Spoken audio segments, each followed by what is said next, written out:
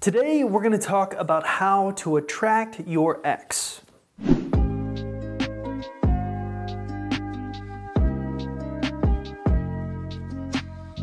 But the first thing you should always do if you're trying to figure out if you want to attract your ex or not is to even figure out if it's worth getting them back or not. People are split on this, whether they want their ex back or want to get over their ex, and I put together a great solution for you so that you can figure out which camp you kind of fall into. It's called the Ex Recovery Chances Quiz, and it can be found on my website, exboyfriendrecovery.com. Basically, go to our website, take the quiz, and it will give you a score on what kind of chance you have of getting your ex back. Now, if this sounds like something that you're interested in, taking the quiz is very easy, especially if you're watching this video on YouTube. Simply look in the description link below the YouTube video and click on it.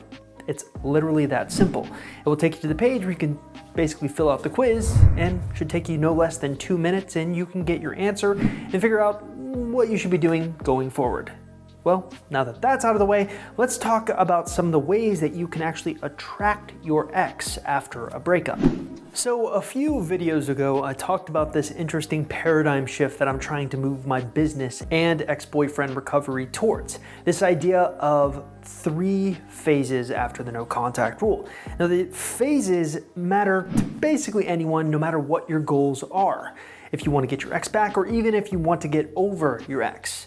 Now, what's interesting is each phase have different strategies or tactics that you need to be employing. There's the before the no contact rule phase, the during the no contact rule phase, and the after the no contact rule phase. The video we're doing today, the video I'm talking to you about, attracting your ex, falls under the after the no contact rule phase. So if you're a little confused about sort of when you should be attracting your ex, stop what you're doing right now and watch some of my theory videos on those 3 phases and some of the other videos that I've done. After you've done that, you can come back and learn about how to attract your ex, because attracting your ex should always happen after you've done a no contact rule. Now, here's something that I don't see a lot of people talking about. There are 2 main ways in which you can attract your ex. There are verbal ways and non-verbal ways. Verbal ways being anything that you say or do, basically anything revolving around communication, and non-verbal ways can be anything physical, like physical touch, kissing, hugging, things of that nature. Now, we only have time today in this video to just focus on one of those areas, and I've chosen to focus on the verbal area because most of the people who are going through a breakup haven't even had a chance of communicating with their ex, and I figured people like that really want to figure out how to actually communicate with their ex, because that's how you really sustain a long-term connection with someone. So with that in mind, what are some of the ways that you can verbally attract your ex after a breakup? Well, as it turns out, I'm a big fan of something I like to call the value ladder. So how does that work? Well, imagine you're climbing a ladder. As you get higher up the ladder, you're actually achieving your goal. Well, trying to win someone back or attract someone is a little like that. Each time you progress the relationship forward, you need to find ways to provide more value. Now, I often talk about the value ladder when I'm talking to people about broad spectrum ideas, but you can actually distill it down into small, seemingly kind of unimportant things like, what do you say to attract your ex? The thinking here is that as you slowly get into conversations with your ex, each conversation needs to up the game. You need to increase your value, and at the end, they'll find you more attractive. Now, in order to do that, we need to understand the importance of conversation.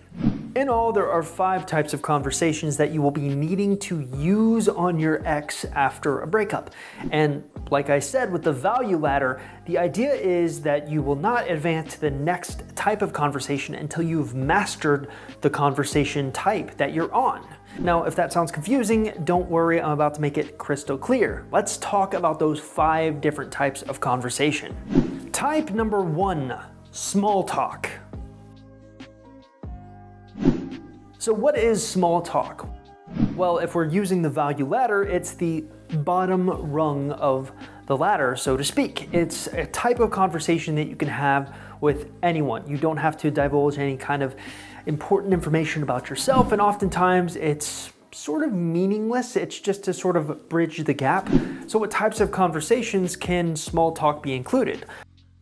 Well, if you're a big sports fan, maybe you can talk about the big sporting event or the big history event going on right now.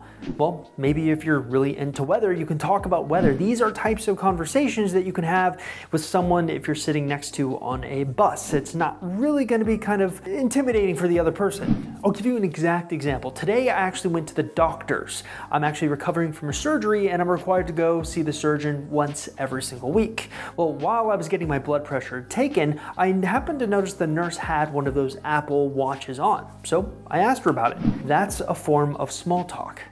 It's just a way to bridge the gap and introduce yourself. That's what you're going to be doing with your ex. You're going to be reintroducing yourself into his or her world via small talk.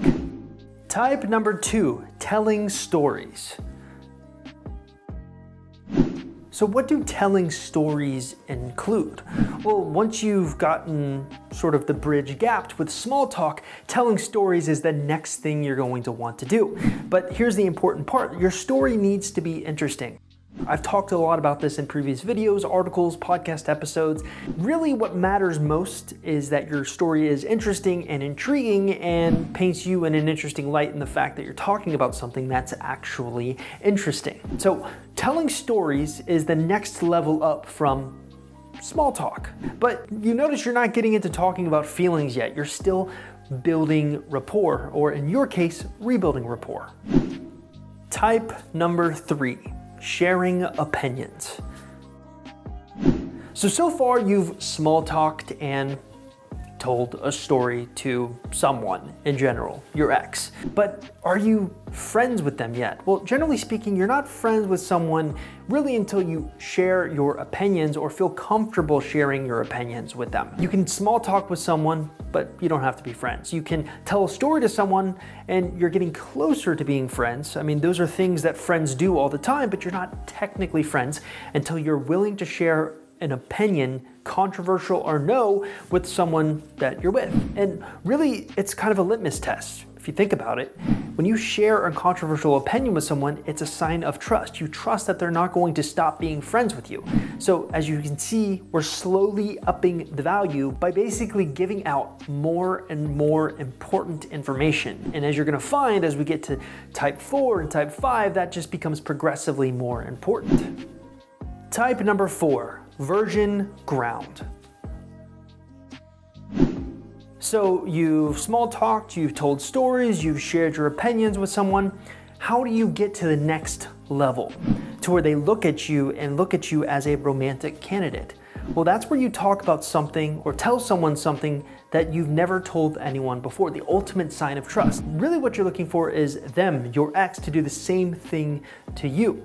Basically, you want them to tell you something that they hardly tell anyone. It's the ultimate sign of trust. It's also a huge precursor to conversation type number 5. Now, what's interesting is getting someone to share something that they've never told anyone before is extremely difficult, but is also extremely powerful.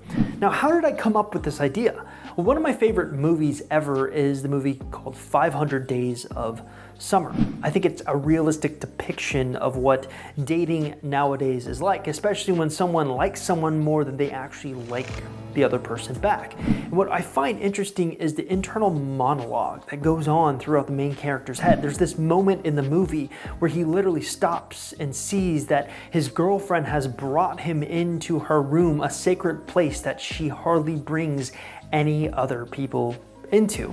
He actually remarks on the fact that he's actually gone into new territory. I've never told anybody that before. She says, I've never told anyone that before. And you can see how powerful that is. You're looking for a similar type of connection with your ex. That's how you know it's time to move on to type number 5. Story type number 5, sharing feelings. So let's do a quick recap so far. You've small talked, you've told stories, you've shared opinions, you've even gotten your ex to open up and tell you something that they hardly tell anyone before. Now is the time where it's okay to start sharing your feelings and getting them to share their feelings. Now what's interesting is most people want to jump from point A to point B. They want to small talk and then start sharing their feelings. But the important part of this whole thing is the progression of going from small talk to stories, to opinions, to virgin ground. All of that stuff must be done in order, and oftentimes by the time you're ready to start sharing your feelings with your ex, you're at a point where you're actually constantly going on dates with them again. Basically what I'm saying is by the time you're ready to start sharing your feelings, they're almost ready to make a decision on whether or not they want to come back to you or not. Now what you'll notice is as you try to advance up the ladder, they'll try to mirror your behavior, especially if they're interested in you. And ultimately that's how you re-attract an ex after a breakup. Thank you so much for getting to the end of the video. Hopefully you have some success and you have some questions. Everyone always does. If you do, just don't be afraid to comment in the comment section below this YouTube video.